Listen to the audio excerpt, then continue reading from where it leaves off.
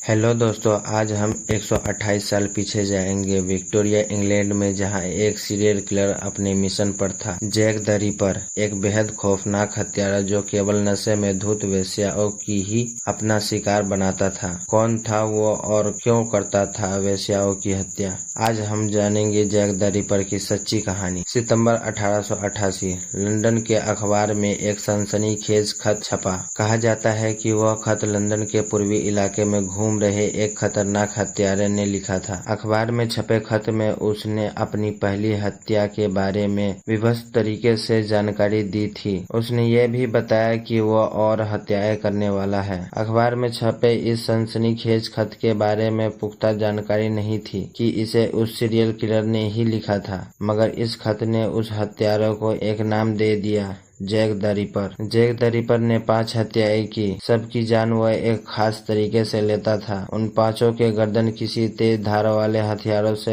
रेते गए थे। लंदन का व्हाइट चैपल इलाका, जो कि वेश्याओं का गढ़ माना जाता है, जैक ने इसी इलाके में ज्यादातर हत्याओं को अंजाम दिया। 31 अगस्त 1988 जैक ने अपना पहला शिकार किया। वह मेरी एन निकोलस की। मेरी निकोलस का शव सुबह सुबह 2 कारोबारियों को मिला। एक कारोबारी ने बताया, हम वहां गए, देखा एक औरत जमीन पर पड़ी हुई है। पहली नजर में पता नहीं चल रहा था कि वह नशे में धुत होकर पड़ी है या मर गई है। मेरे साथी ने टॉर्च दिखाया, उसका गला रेता हुआ था। इस हत्या को बस एक ही सप्ताह गुजरा था कि एक और वेश्या एनी चैपमैन की हत्या हो गई। हत्या लगभग एक ही तरीके से की गई थी। लंदन का पूर्वी इलाका व्हाइट चैपल अशांत हो उठा। हत्यारे को ढूंढने में पुलिस ने अपनी सारी ताकत झोंक दी। पुलिस ने इलाके में रहने वाली लगभग 100 वेश्याओं से पूछताछ की। वेश्याओं ने एक ऐसे शख्स के बारे में बताया जो जबरन वसूली का गोरख धंधा चलाता था।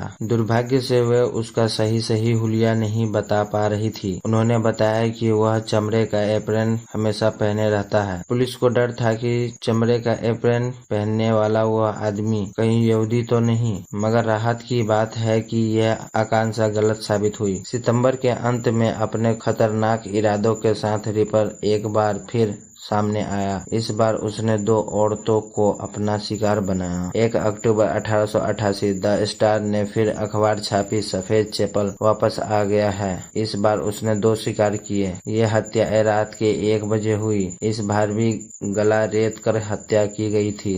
दोहरे हत्या की इस वारदात ने लंदन ही नहीं दुनिया भर के सनसनी फैला दी थी। ब्रिटेन ही नहीं दुनिया भर में ये खबर हेडलाइन बनी। लंदन के पूर्वी इलाके व्हाइट चैपल में यहाँ की रानी विक्टोरिया भी यहाँ आने से खुद को रोक न सकी। रानी विक्टोरिया चाहती थी कि यहाँ बड़ी संख्या में जासूसों और लगवाए जाए। उन्होंने कई तरह के सवाल उठाए। पूर्वी इलाके में सावधानी बरतते हुए पुलिस की गश्त बढ़ा दी गई। चप्पे चप्पे पर जासूस लगाए गए। हत्यारे ने अपने कदम कुछ दिन के लिए रोक दिए, मगर 1 ही महीने बाद ही उसे अंदाजा हो गया कि अब शिकार पर निकलने में कोई खतरा नहीं है।